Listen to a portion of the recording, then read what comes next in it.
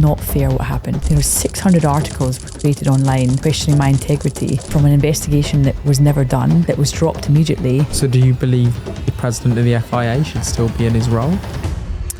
Please meet Susie Wolff. She's a former professional race car driver. She became director of Formula One Academy. I was lucky to grow up on the west coast of Scotland. I was taken to watch a Formula 3 race at Donington Park, and that's when it really dawned on me when I met Toto. I was going through a tough time. I was lonely. I was in this world where I didn't quite know how to navigate. People think I have this polished life. There were times where it didn't look like the journey was going to turn out to be successful. I fell into what felt at the time like a big black hole. And I suddenly thought, what do I do? Who am I? What am I going to do? The photo that I've got to show you that I picked out from those earliest years, what's one of the most noticeable things about this photo? When I look at that photo, I don't see me as the only girl. That's my safe space, yeah, in a racing car. And when you've got the helmet on and it's just you and your engineer, everything else fades away. I'm not here to be the best female. I was there to try and be the best.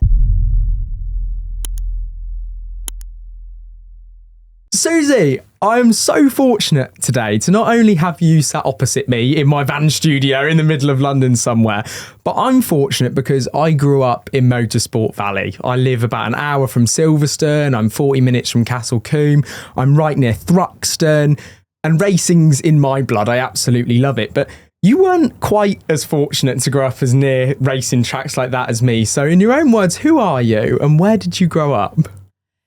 Well, I was really lucky. First of all, can I say how cool your van is? I'm having a lot of van envy here. I was lucky to grow up on the west coast of Scotland with parents that showed me what was out there and what was possible. And you could say that motorsport was in my blood because my dad met my mum when she came into his shop, his motorbike shop, to buy her first motorbike. Because my grandfather, her father, was a works trials bike rider in the 1950s. She had grown up riding a bike. She raced quads. And I had a little quad bike from the age of 2. And then when my dad was racing at Knockhill, which is the only real circuit in Scotland, I would always be on the little kart track. It was £5 for 10 minutes. And then I got a kart for my 8th birthday. So they did have a lot of traveling to do. We lived in a camper van. It was half living, half workshop. And big road trips, especially when I moved into the European and World Championships, but a brilliant time together as a family. I look back on those memories really fondly. It was just actually a few weekends ago, Lewis and I both said how wonderful those days were in karting. And it was at the age of 13, I was taken to watch a Formula 3 race at Donington Park, down near you. And that's when it really dawned on me that I could turn my hobby into a career. And that's when the dream was born in my head that I wanted to try and make it to Formula One and be a Formula One driver. Was it around about that time that you started learning values as well? And where did they really come from? Because in so many quotes and interviews and times over your course in racing, I've heard you talk about values. Was it back in a band that you learnt those values? 100%. And that's really down to my mum and dad and my upbringing. And now being a mother myself, there's so much that I try and take from what they did because they taught me the value of hard work. Nothing comes without hard work. And it's also okay to have tough moments. It's not always going to be an easy ride. And it's in the tough moments you pick yourself up, you dust yourself off and you keep going. And especially when I met Toto and then got married, he is so, let's say, adamant that we just have to always act with humility, be authentic. And obviously Formula One has become so big recently and there's so much media attention, but I just never try to lose sight of that little girl that grew up on the west coast of Scotland, because you never forget your roots. And I'm grateful for the journey, but try to never forget where it all started. Now, you just mentioned Lewis for the first time there, and that's really interesting because it makes me segue into this beautifully, which is a photo that I've got to show you that I picked out from those earliest years in karting. Now, other than the fact that Lewis is right behind you, who you mentioned, what's one of the most noticeable things about this photo? Well, I know what you think I'm going to say, that I'm the only girl in the picture. But when I look at that photo, I don't see me as the only girl. I see some drivers that I really like, some that I don't really like, I'll be honest. But yeah, I was always the only girl, but in motorsport, you wear a helmet, and I don't think I was ever really conscious of the fact that I was always the only girl, because it was only really at the World Championships in Braga, I was 18, and I'd finished 15th overall, which was a pretty good result considering there was over 130 drivers there. And I was called up onto the stage to receive an award for top female. And I suddenly remember thinking, well, how many other girls have I seen? I thought, well, that's really embarrassing. I'm not here to be the best female. I was there to try and be the best. But I think it was the first moment that I realised my gender was going to become such a big talking point throughout my career. And that was the case. I've only ever done one interview where I wasn't asked about my gender. See, that's really noticeable there, because it's actually sometimes the stuff around us, it's the noise of track that has such an impact on the way that things go, whether it be interviews or pressure or discrimination or whatever it is. But you started in the way that I wanted to go with the question, which is, growing up, that helmet is almost like a bubble. It acts like a safety bubble, doesn't it? Do you feel, even though racing is a highly dangerous sport, do you feel safest when you've got the helmet on? That's my safe space, yeah, in a racing car. And when you've got the helmet on and it's just you and your engineer, everything else fades away. And it was really interesting. Recently, someone said to me, God, you must have been so nervous when you got in the F1 car at Silverstone. There was so much pressure. And I remembered that I was, until I got in the car. And then it was like it all faded away, and I just knew what I had to do in the car, what I had to deliver. And the nerves kind of faded. So yeah, for me, the best moment in a racing car is on the starting grid. The adrenaline's flying. But I loved always those moments when it was just me in the car and all the other noises and surrounding factors faded away. When you were in those karts for the very first years, kind of moving the way up and then into the next series, were you a leader? Were you leading, right, we should do this, we should change this, we should change this wheels, right, you need to go and do this, Dan, you need to go and do this? Were you that person from an early age? Because now, head of F1 Academy, you're such a figure to people that is so authoritative and such a leader. But was that in you from like an early age? I'm not sure it was in me at an early age. It was probably nurtured by being in an environment where I had to take control of my own destiny, because in the end, as a little girl in that environment, in the world of racing, you need to have a certain self-belief. And if I learned quite quickly, well, if I don't believe in myself, nobody else is going to, probably apart from my mum and dad and brother. But I think it probably got nurtured over time. And I do think I had to develop a really thick skin, probably got thicker the older I've got, because there are tough moments and you always have the people that are against you. It can't be that everyone supports you. And I was just pretty good at blanking out that negativity and not allowing it to bring me down. And in some situations, it was my fuel. If I heard of someone saying something negative, it fired me up to think, okay, well, it's up to you, Susie, now to try and prove them wrong. Do you think learning to be tough early on is one of the key critical skills that a racing driver and a leader needs to develop? It's a really good question. Being tough, but I also think there's nothing wrong with being vulnerable either. And I really, give Lando Norris credit, my husband credit, when he went through a difficult time.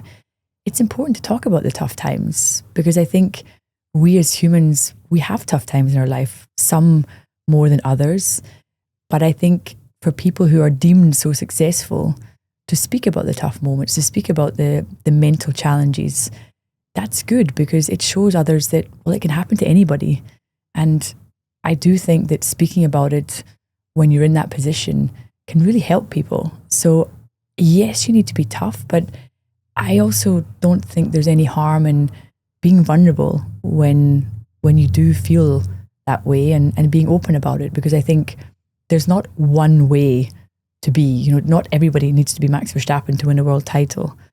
And it's okay to be different and to celebrate that difference and to be quite open about it. I think one of the most powerful fuels that can power a driver during a race is the fuel of wanting to prove someone wrong. If you're made to feel like you're underestimated, and that's not just in driving, that's in business, that's in any kind of challenge that presents itself in front of people that are especially tenacious people.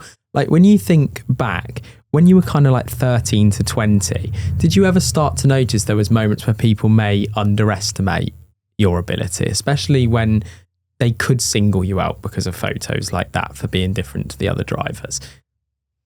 Definitely. And I just spoke about a good girlfriend of mine about this recently, who has been very successful in a different industry. And the funny thing is, it's not that it's a very blatant comment, but it's a skepticism that you feel in a room or that you feel in a meeting. And it's underlying current which is there. But then I can also say at the same time that I've seen it shift. You know, when I first joined Williams, or when I first joined any team that I came to, I could feel the skepticism. But then even in Formula E, I had no previous management experience. I was in my mid-30s coming into a team that had much older technical director and older members of the team. So I guess I also understood their skepticism. But in moments like that, I realized just focus on the performance, because if you become really good at what you do and people see that they've got faith in your abilities to steer the ship and to lead them to success, it's quite quick that you can get people on your side. But that initial skepticism, I've always come across it. The reason I'm so fascinated with people's earliest years is because if we take you now, sat in the van opposite me, so proper, so authentic, so proud, Do I look so professional. Proper? Do I look so proper? You look so professional. But I want to, for a minute, imagine that I've hologrammed in Susie when she was 16 to 18, that person working their way up the racing ladder.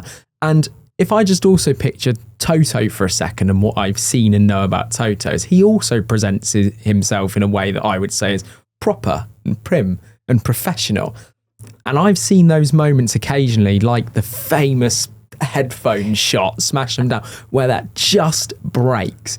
Is it also kind of proper to talk about the fact that you had moments like that growing up as well? Like what would tip you over the edge a little bit and go from the kind of logical, critical thinker to like, and did that ever happen? It still happens to this day. I can be very emotional. I try and keep it under control, but especially in a business environment. So, when I get an email that really annoys me, I save my reply in drafts. I sleep on it. And 90% of the time I change it the next morning when everything is calmed down. But I can be very fiery. But to answer your question, that was, I've just written my autobiography, and that took me back to some tough places. And people think I have this quite polished life where everything's under control and everything's so correct. But there was tough moments along the way. And I went back, my brother, who I wrote the book with, he forced me to go back there, and he forced me to remember. And I had old diaries that I looked through, and there were really tough times. And there were times where it didn't look like the journey was going to turn out to be successful. But there was that gut instinct that told me to keep going, that tenacity from probably my upbringing that gave me that drive to keep trying. And then these small opportunities, which I grabbed with both hands, that became huge opportunities that completely changed the course of my life, not just my career. If you're listening to this episode, it's likely that you're into motorsport. And if you're into motorsport, it's likely that you're into cars. And if you're into cars, it's likely that you probably have the nicest one that you can. And to get into those cars, many of us end up putting them on finance. And when we do so, we usually do it at the dealership. Now, this isn't one of those like claim against a finance company, you could be owed £1,000. It's not that at all. What it is actually quite simple to understand. So let me teach you something. When you go into a dealership, you obviously pay a rate of interest on your finance agreement. Now, you see places at the minute showing 11%, 12%, 13%, even as high as 14.9% APR, which is the interest on your monthly payments for your car finance. However, Because a dealership gives us an amount of money that's usually inside the budget that we've got in our head, like £400 a month, £500 a month, £600 a month, and they give you a payment that comes under that, we are all so used to just saying yes because we're excited, we want to get into the car, and we never think about that split between what we're actually paying down of the car and how much we're paying in interest. Many people also think that when they take out a finance agreement, they have to keep the car to the end of that term, 2 years, 3 years, 4 years. Well, you don't. The truth is you could literally end most finance agreements just a few days in. Sometimes you have to pay a small fee. But a reason to do that is refinancing a car because interest rates have dropped or are certainly lower if you go to a private broker like Lillian Stanley, the sponsor of this video, versus taking your finance out in a main dealer. Lillian Stanley can go to lenders and get the best possible rates of finance. And what that does is mean that the bit that the dealership puts on top when you walk through the doors is suddenly gone. So you could refinance your car through Lillian Stanley and end up saving hundreds of pounds a month or potentially thousands over the course of your year or agreement. Now, this is completely free to check out this, and Lillian Stanley even have rates as low as 7.9% APR, and you can only qualify for that legally by clicking the link in my description or as the pinned comment on this video. Honestly, a literal click of a link and a 5-minute conversation with the guys at Lillian Stanley could genuinely save you some money very easily, very simply and properly. Thank you so much to Lillian Stanley for sponsoring this video.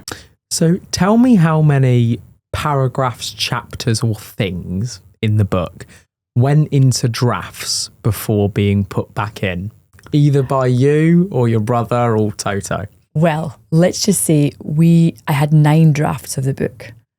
That's how much we went backwards and forwards. Did that go from ultra professional to ultra fiery? No, I always wanted it to be very honest from the beginning. So I went deep. I put a lot of time and effort, and it was a much bigger project than I anticipated. So it took a lot of late nights with my brother because he's obviously a film director. So even he had to fit it in around his schedule. But we said to each other, we're only going to do this once. So let's give it our best shot. And that's something that I'm a big believer in, and which I try and is one of my mantras that I try and live by. Bring your best self to the table. If you're going to do something, at least do it to the best of your ability. So if people read the book and they don't love it, well, that's okay, because I at least tried to make the best book I could. And that's what I try and do in many things, so that at least I know it's raw, it's honest, it's my story, it's my voice. There's not one word in that book that I haven't, written and checked.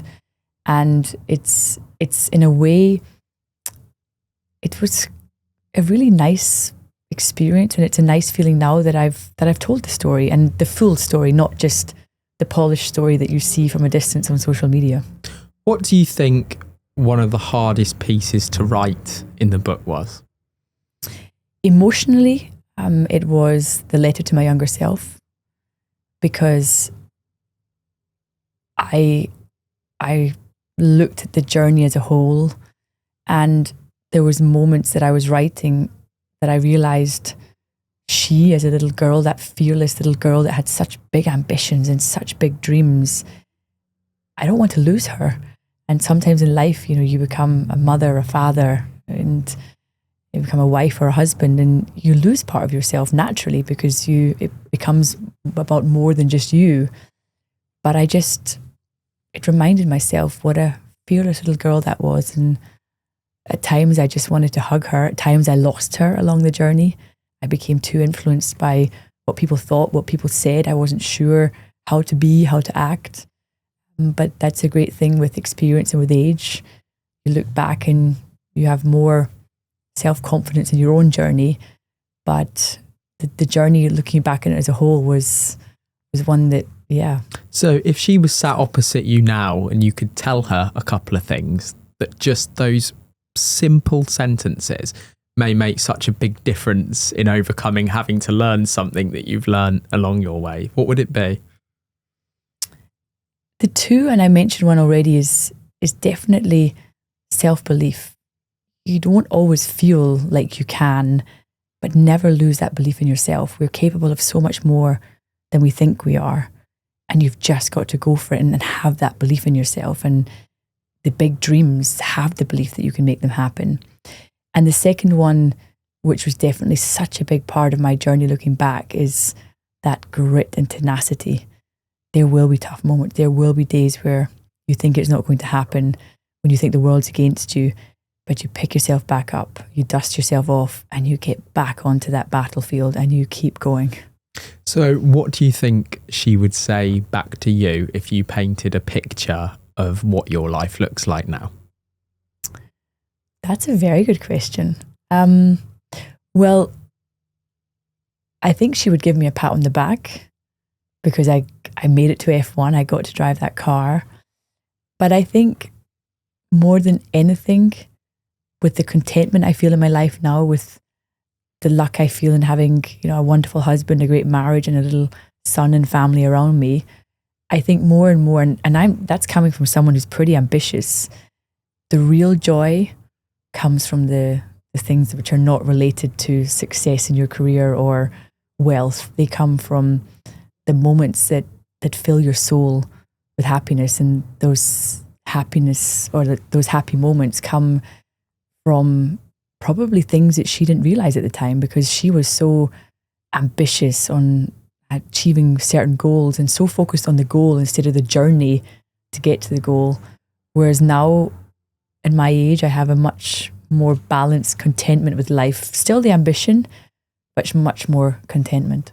I want to talk about when you decided to retire from racing, because it seemed like that was a moment where you kind of maybe lost yourself a little bit, taking the helmet off and trying to figure out like what that big dominating time thinking thing that fueled you was in life. Was that why you maybe struggled a little bit after you retired from racing, because you were looking for that great big life-filling thing?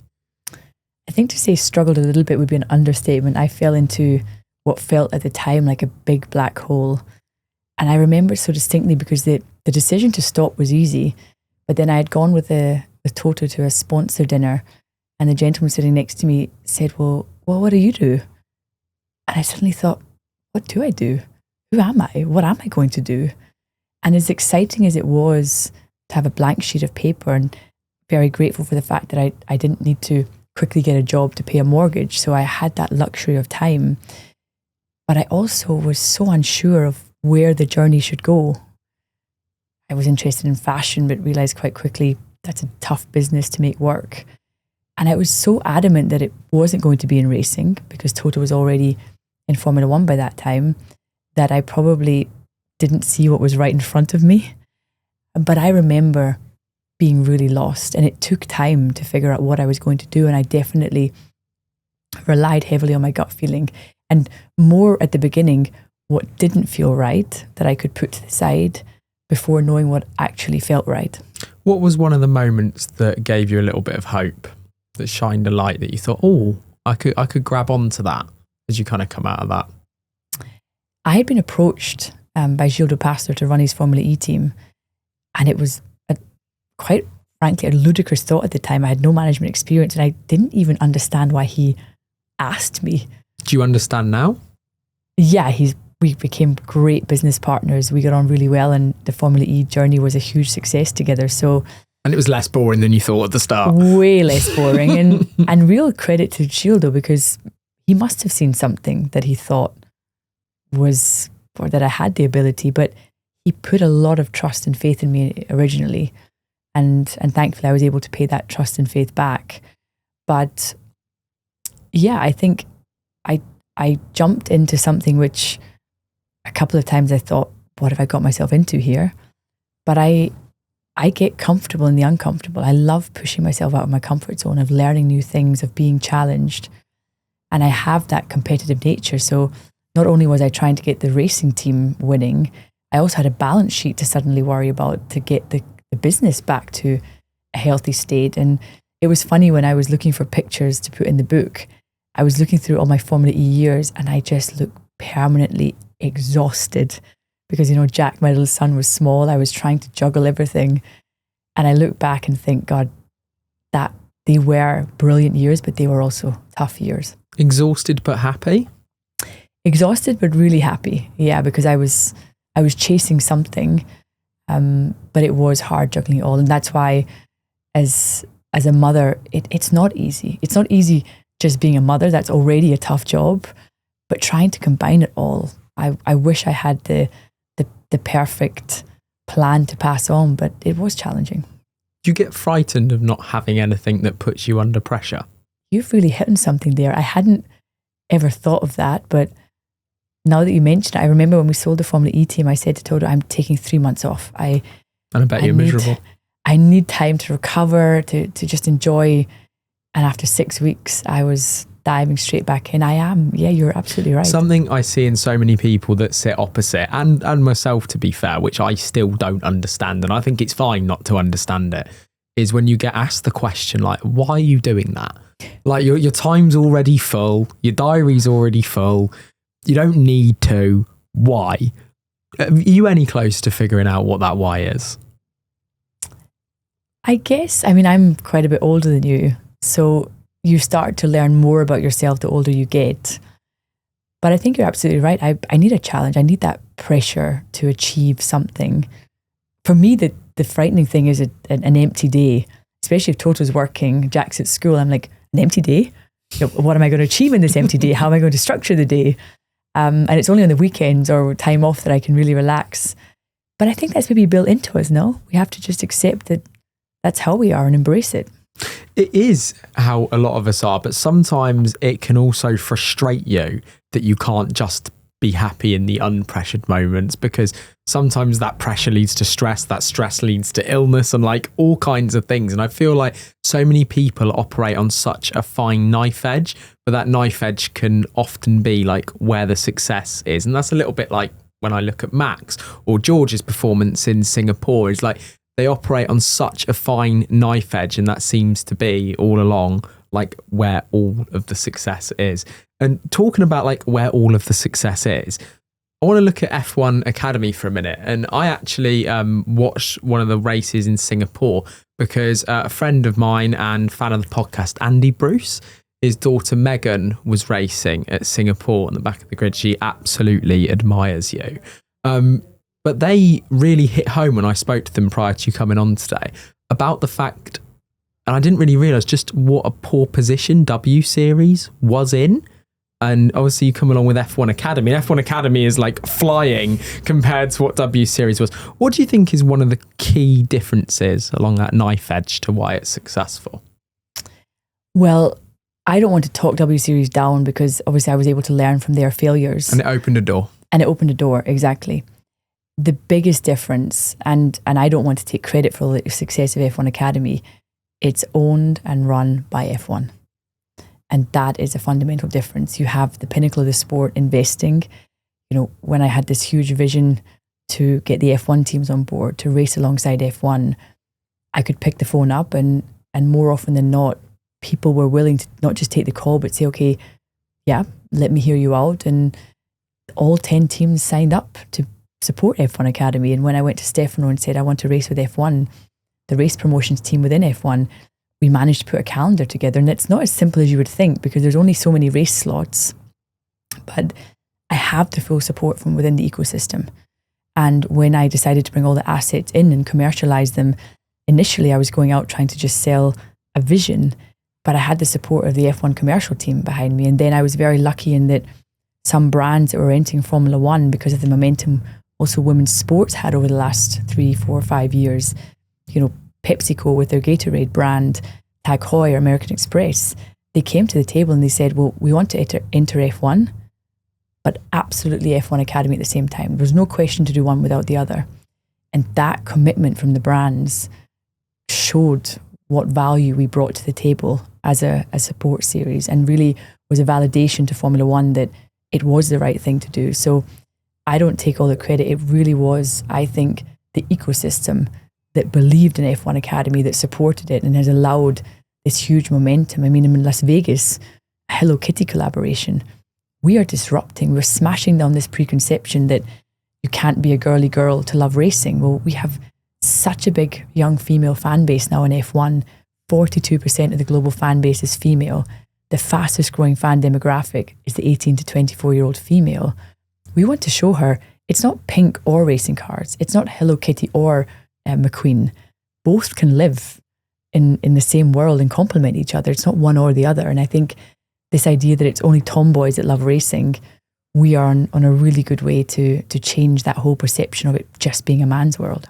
The way you talk is like a steam train rolling along a track. Like when you get passionate about something, you're like bang, bang, bang, bang, bang, bang. You can't shut me up, right? Just going in a straight line, but that's that knife edge. The track is like that knife edge, it seems.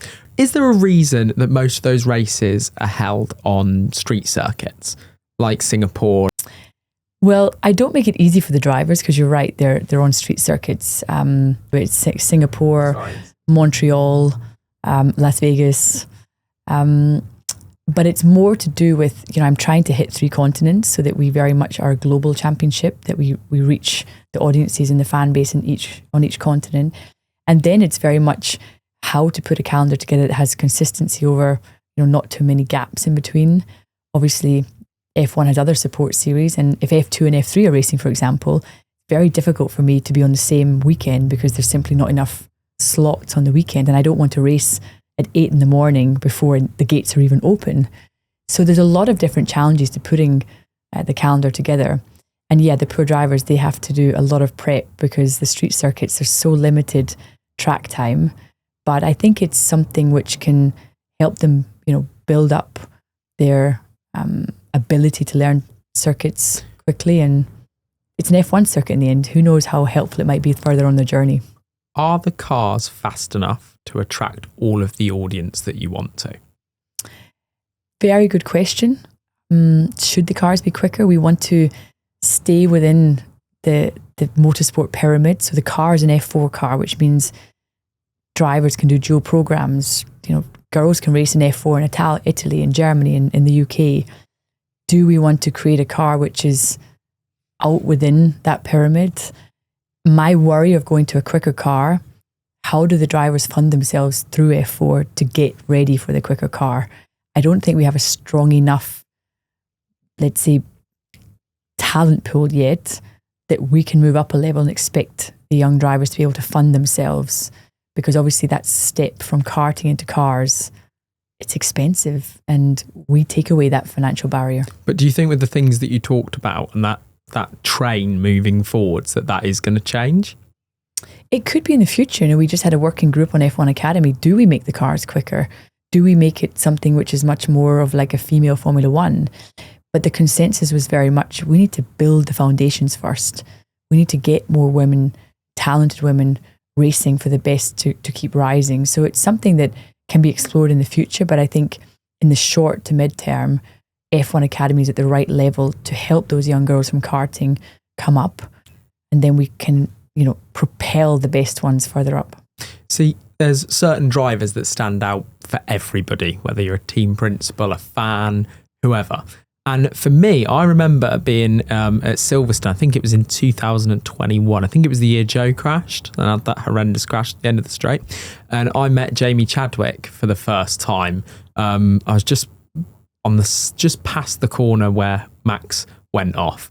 And I will never forget meeting Jamie Chadwick because she's someone that stands out to me because I was so excited at this faint prospect, probably back in 2021, that I felt as a fan of Jamie potentially getting a race seat in Formula One through Williams, like a similar thing. Do you think every single day, every single night about when the first female will be in an F1 seat? And do you think this is possible? I think it's possible. I don't think about it that much because I think it will be inevitable if F1 Academy does its job over the long term. There will just be so many more girls racing, the best will naturally rise, and it will be a natural progression that one makes it to Formula One. I think what many people forget is it's really tough to make it to Formula One, male or female. There's only 20 spots in the grid, and I know many, many very talented male drivers that should and would have deserved the chance, but never made it, didn't even make a career out of racing. So I think we have to acknowledge that it's tough for anyone, but I think the more competitive women we get on track, it will inevitably happen. But I think F1 Academy's mission is something much wider. It's not just about getting a girl on the F1 grid. It's challenging the perception of the sport.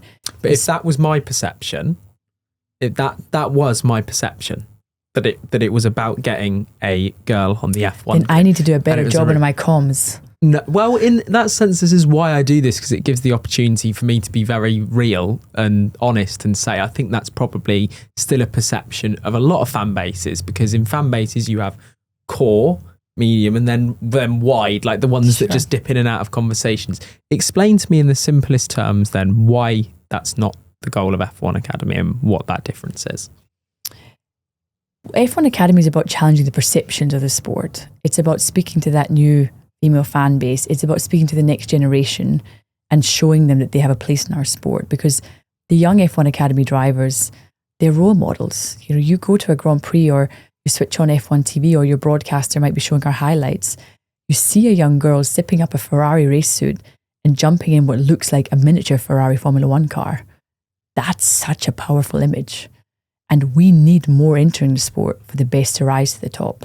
So this focus on one making it to F1, it will happen if we increase the talent pool, if we create the opportunity, if we find the funding to get our drivers on the next categories up. So I don't worry about that happening, but I think we have a wider mission to change the perception of the sport of it being a male-dominated environment and not for women. So what you're saying is the goal isn't to convert fans, it's to ignite the new ones. It's to definitely resonate with that already established fan base, but definitely ignite a new fan base. And that's why some of the partnerships we've done, like Charlotte Tilbury, we want to disrupt. We want to find that new fan base that can look at our sport in a different way and appreciate it in a different way. These episodes are brought to you from the back of my studio van, which we mentioned at the beginning of this podcast, but it really would mean so much to the channel and mean that I can keep improving the guests that you see coming on going forward if you could just hit that subscribe button for me. It's totally free. I know a lot of you are listening to this rather than even watching it. But if you could just pick up your phone, tap that subscribe button, it makes the world of difference. Over 64% of our viewers are not subscribed to the channel, and it would really help me if you could. So thank you. Talk to me about when you got the chance to drive a Formula One car for the first time. How difficult is it you touched on it a little bit, but how difficult is it to control those emotions pulling out of the garage? Did it feel different to how you described it as sat on the car at the beginning of a race? Like, how different did it feel? Or is it just the same emotions with more power? No, I definitely think just to it's give special. Some context, it was 2014 in a free practice session, am I right, with Williams? Yes, that was my, let's say, big moment on the big stage. But obviously the first test happened the year before at Silverstone, but not with the gaze of being on a Grand Prix weekend. Which one did you prefer? Oh, the F1 weekend. I thought you would have. Yeah, come on. That was my moment. But I remember leaving the pit lane, and when I got up to full power on the back straight, I suddenly thought, have I done my helmet up tight enough? Because the G-force was pulling it up. But it was such an exhilarating feeling. And an F1 car, you know, the downforce, the faster you go, the more downforce you have. That's something that you mentally have to very quickly comprehend. But at the same time, I immediately got over that initial feeling special in an F1 car and thinking, okay, now I have to go fast. I need to go fast and show that I'm capable. And did you? I don't think at Silverstone, I felt I could have done better. And it was at Hockenheim where I ended up only 2/10 off Felipe Massa in the same car in the same session that I really showed that I was capable. One of the tough things being a test driver is you just get so little time in the car, so much time in a simulator, but that's not the same as being in the real car. So I think, yes, I did show. If you could choose a fresh set of rubber to go quicker on that car or the absolute perfect mindset on that day to show up and get in, which one would you choose? 100% mindset. So much in life is about mindset. So much more than a new set of tyres, definitely. So talk to me about the mindset you were in when you first met Toto. When I first met Toto, I wasn't in a great place. I was suddenly thrust into this world of German touring cars. I was trying to navigate being the only girl. Should I wear a dress? No, maybe it looks like I'm trying too hard. Maybe they won't take me seriously. Should I wear a suit? And I was being sent to all these events, and I was suddenly on a big stage, and I hadn't had my season of F3 because I'd broken my ankle and lost my sponsor and my seat. How'd you done that? I'd love to tell you it was some glamorous crash, but I was at home. I'd gone out to buy milk and bread for my grandma. She was sat in the car and I ran into the shop, and it was an icy day. It was in January, and I slipped coming out of the shop and broke it quite badly. Put 10 pins in place to put it back together. And that was, I mean, I go back to that time in the book, that was for sure. But you still showed up at the circuit? Well, I lost my license because I couldn't stand on a leg for nearly 6 months. It was a lot of rehabilitation, and I had tried to get back, but I'd lost all of the financial funding. And then I'd managed to get some testing with World Series by Renault, which I thought I could race, but again, the funding fell through. And it was one call from a gentleman called Gerhard Unger, who ran the Mercedes-Benz program in DTM. My one chance to test that changed the course of my whole life. And I'll thank my lucky stars to this day for that call. But I think, to your question, when I met Toto, I was going through a tough time. I was lonely. I was in this world where I didn't quite know how to navigate. And he really helped me, because he suddenly I had someone on my side that I could be very open with about how vulnerable I felt at times, how tough it was, how lonely I was. And he just got it. And he was very good at helping me just be me. He said, the easiest thing to do is just be yourself. You want to wear a dress, wear a dress. You want to tie your hair up and wear makeup, do it. If you don't, you don't. But I had no role model to look up to, so I had to navigate that time. And definitely Toto brings out the best in me. We all, as fans, see these visions, these moments that stick out to us, whether it be an interview or something live. And obviously I've mentioned the headphones, kabang, it's like so iconic now, isn't it? However, there is actually a video of Toto that I just think is so brilliant that it sticks out as like one of the memories I have of him. And I'll have to ask him one day if I'm lucky enough to get him here, but it's his talking about his breakfast. It's the pumpernickel toast. Yeah, it's the pumpernickel toast. And the reason that I brought up the pumpernickel toast is when I picture, and potentially stereotyping here, but when I picture someone tough, rugged, growing up in Scotland in a van, I don't picture them as someone that has pumpernickel toast every single day for breakfast. What would you say like the biggest differences are between you and Toto? We're very different, which is why I think we complement each other. First of all, I don't eat breakfast. I've never eaten breakfast. I'm just the same, have a coffee and get going for the day. I am, we laugh about this, but Toto, I would say, is like the Arabian racehorse. He's quite titchy, but put him on a starting line, tell him when to go, and he has performance like you can't believe. And he's someone that can absorb so much pressure and make it look easy. He really is very good at coping with big pressure and having broad shoulders in moments where you need to have them. Whereas I would say I'm more the donkey that just never gives up. You can load me up, you can put me on a really tough terrain, and I will just keep going. There's a lot of tenacity there, and that's where I think we complement each other. We're also, he's always late. I'm super organized, so he calls me the logistics manager of the family.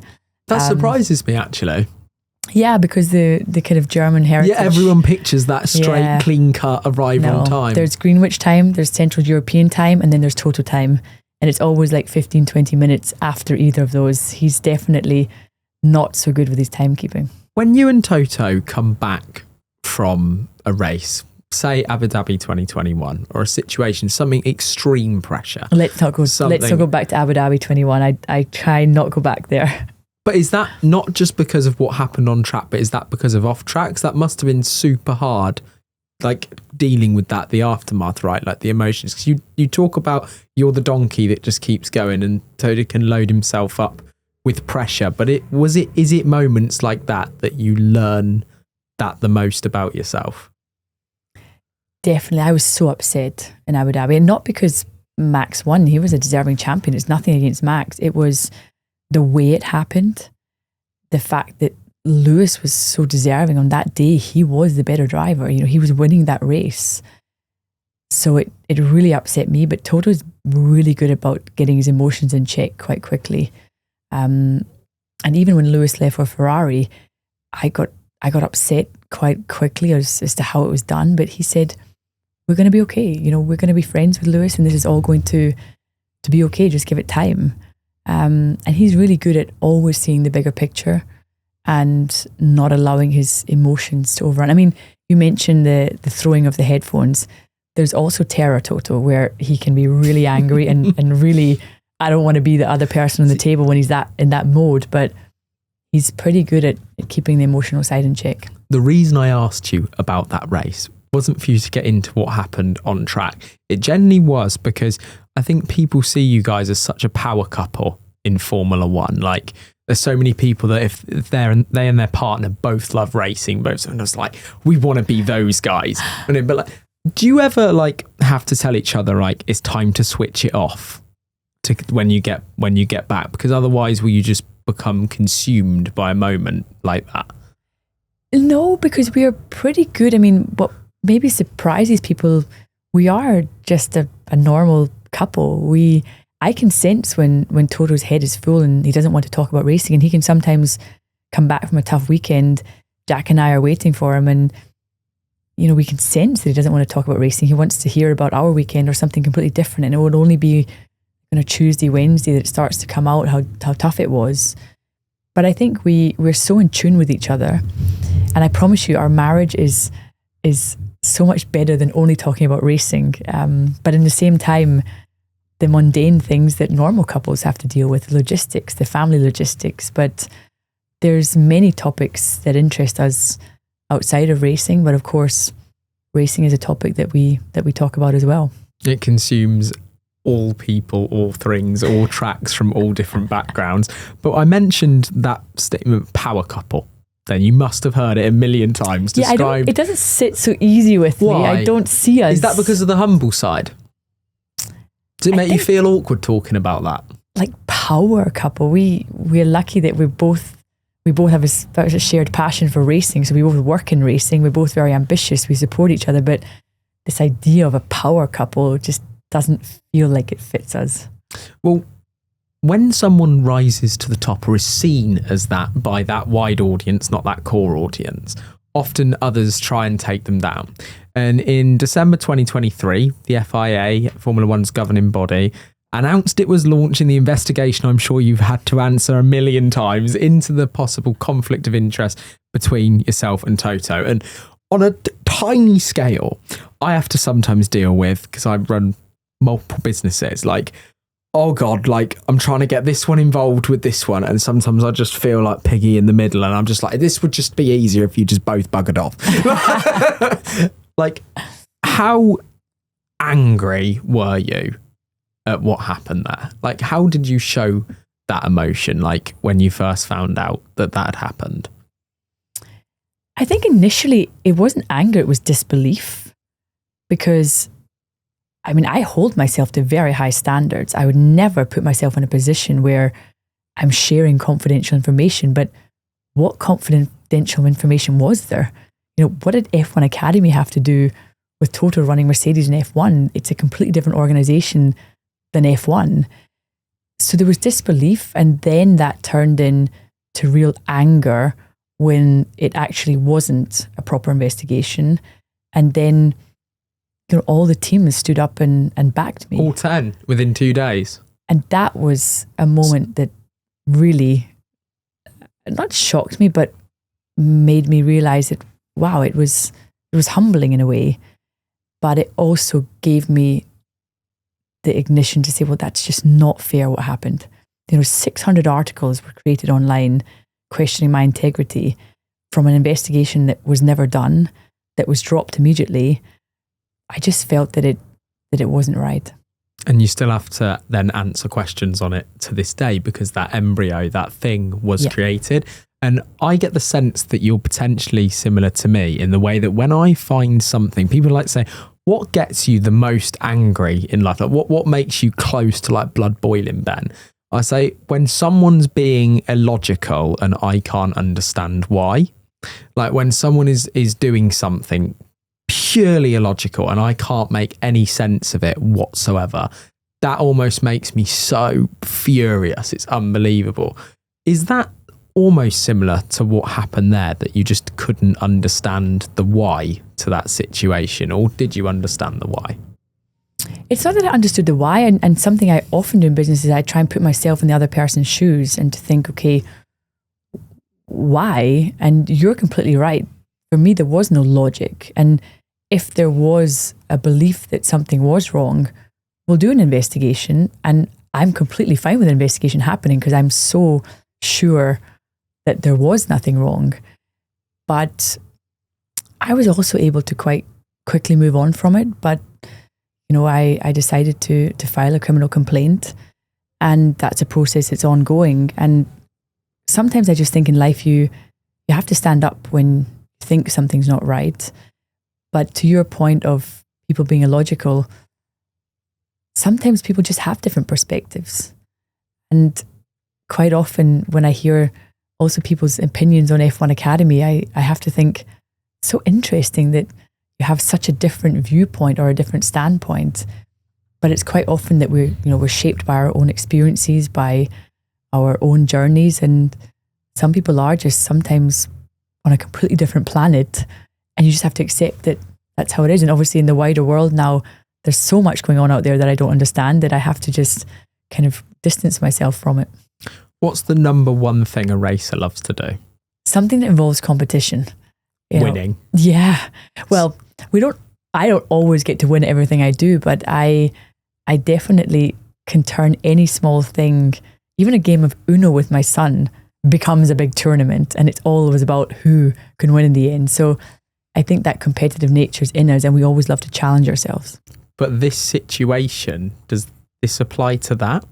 That now that can of worms was opened, not your doing, do you feel the need that I must win this, I must beat you people, you opened this can of worms towards me and I'm going to win this? No, interestingly, I take quite a pragmatic approach to it. It happened.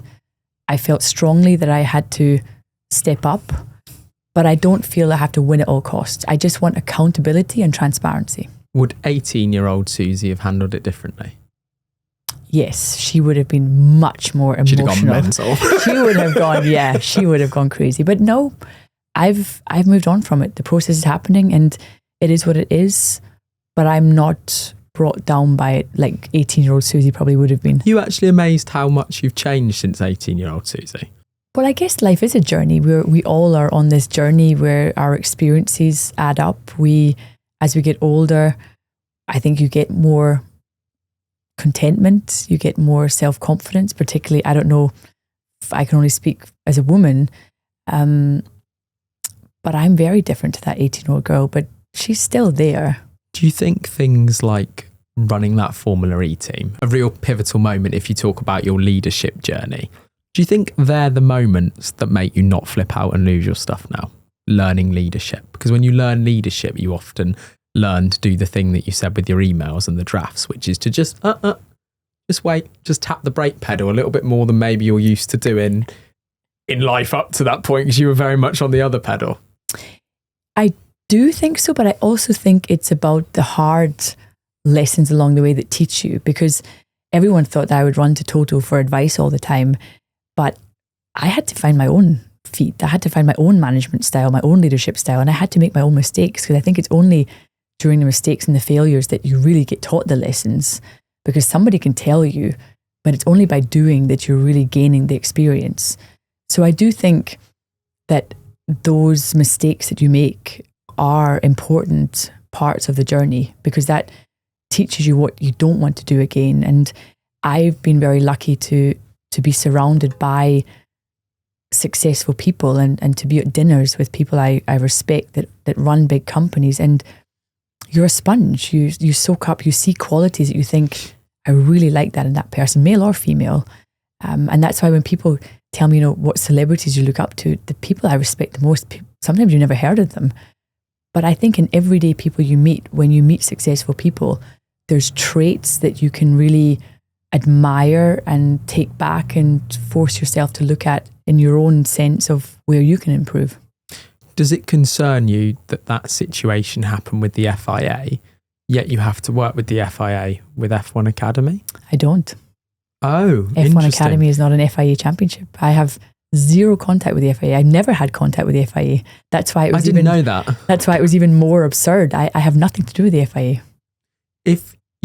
Would you be able, with what went on, to work with the FIA for the sake of the F1 Academy if you had to? Of course. Business is business. If there was a decision taken by Stefano or F1 that F1 Academy should be an FIA championship and that's for the greater good of the business, absolutely. You move on. Business is business. And I'm pretty good at not holding grudges and being quite pragmatic. So do you believe the president of the FIA should still be in his role? That's something I'd rather not get into because I don't have to deal with the FIA. I think that's a complex situation. And one that, I'd rather not comment on. Put it in the drafts. Yeah, maybe don't send that email. Susie, thank you so much for coming on and talking about your journey to how you got to where you are today. Because there's such a mix of different points and places and things and feelings and changes and similarities and all kinds of bits that mix up in this recipe of life that gets to where we are today. So I want to say thank you so much for giving me an hour of your time in the back of my van somewhere random in London. Thank you for having me. Absolutely fabulous. And if people want to get your book, I've also left a link in the description to be able to do that. So thank you so much. And if you do buy the book, I hope you enjoy it, but it's been a really enjoyable, I can't believe it was an hour. It went so fast. If you enjoyed listening to Ben and I on the Road to Success podcast, then like and subscribe.